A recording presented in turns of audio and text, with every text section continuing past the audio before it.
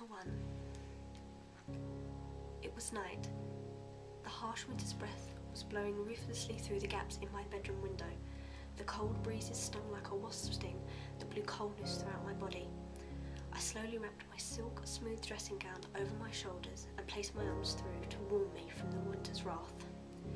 The birds outside had finished singing, and all was silent all through the far west of central China. Calling out to my mother, brother and sister, I said goodnight and got into bed.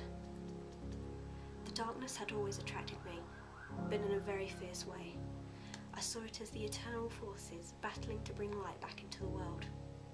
But this darkness is not just in the elements, it's in all of us. All sorts of thoughts began to fly through my mind, like, how and why did my father die? Or why have I been a part of the Han Dynasty training sessions when I have not yet been to battle? But one thought that would not stop going round again and again: would we ever find peace? This country has been subject to bloodshed throughout the years, and it never seems to stop. No matter what the leaders say, even though they vow to protect the citizens, they always get caught up within it. It's natural to think about these things before bed, but this is too much. The bed felt cold and hard as I lay down to try and rest my ever-tired body. I lay on one side of my body so that I could look out of the window.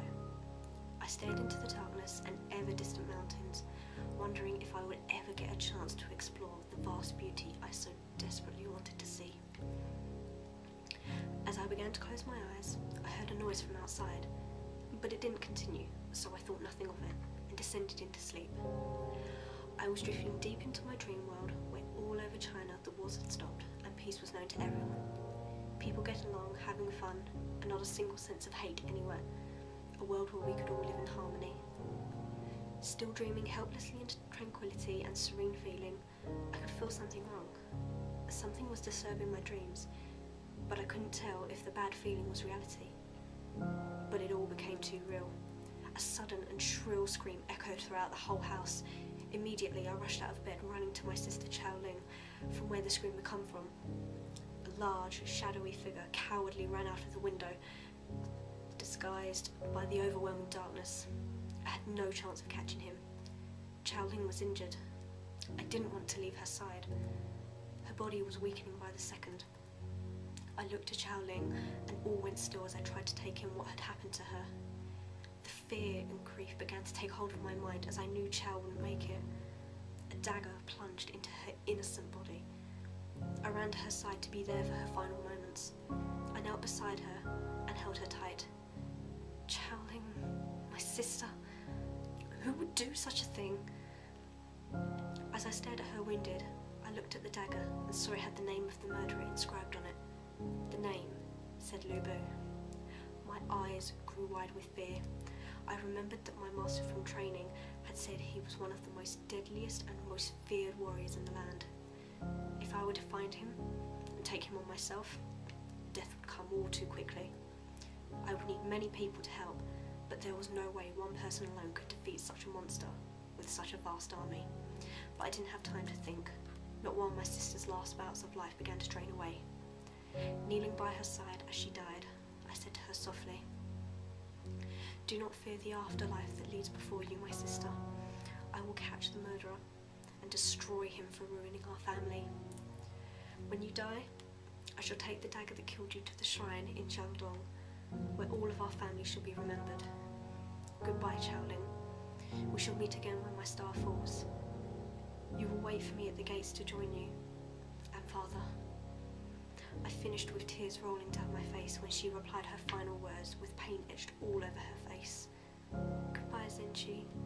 We will always be family, even in spirit.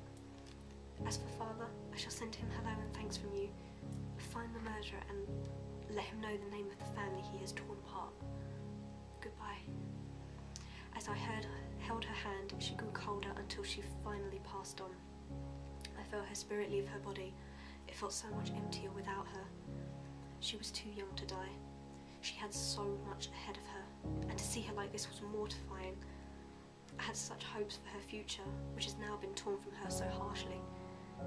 The tears from my emotion were falling like a mighty waterfall when I suddenly realised it was too quiet in the house. And then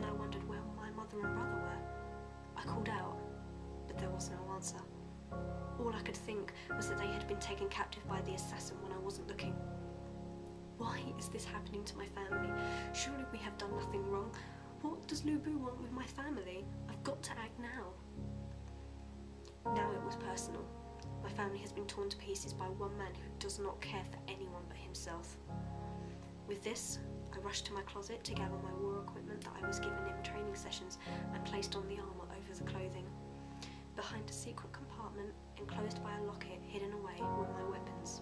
A few daggers with the family insignia inscribed on the handles, a long spear with feathers from a peacock to show grace, a strong bow with many arrows, and my personal sword. The sword had my birthstone inside the handle, with gold-plated ribbons wrapped around it. Each one of the family had one, and whenever a member died, we would have to find it, place it on the shrine, and cut part of a hand to give blood to the spirit that flew above in the heavens. All my equipment was on. I felt the flow of my blood intensify as my heartbeat grew faster and stronger with the rage that had woven into the ropes of my mind. I went to Chow's room and found her sword. It was the smallest one out of the family because she was the youngest. No matter what happens, I shall not give up. I promise to respect my family's wishes and let Chow's spirit pass on through our family shrine. Walking now towards the door of the house I had grew up in for 18 years, I took one last look at my past childhood and remembered the way my mother used to take Xiaoling, my brother, and myself for horse rides. These memories were now shattered by the assassin. At this point I was now running to the stables to get my horse ready. My horse was white, fast, and glowed like an angel who had been forever in heaven, and was called Beauty Star, but Beauty for short. Now sitting on Beauty's saddle, I stopped, reached my hand on my neck to a beautiful gold necklace I had on. It was given to me by my mother, but my father had wanted to pass it down to me if he had not died on the battlefield. Only one thought was running through my head now. What I'm about to do is for my family and everyone that has suffered from the monster Lu Bu. No matter where I go, what I do, and even if I die, it's for my family. Without looking back, I charged away from my home in fear of my family's fate. Beauty was galloping away at lightning speed as we sped off beyond the horizon. Okay, so I hope you enjoyed chapter 1, and the next chapter will be up fairly soon at some point, but only if you guys enjoyed it. If you enjoyed the way the story is going and you want to know what happens next, then please leave a comment and subscribe to me and like the video, and I will definitely get it up by next week if I get a fair amount of replies and things, because this is something I really want to share with you all, and it's something I'm so passionate about.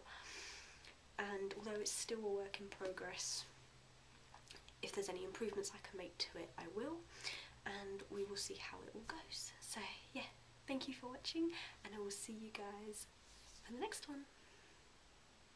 Oh, and remember, there's a warrior inside us all.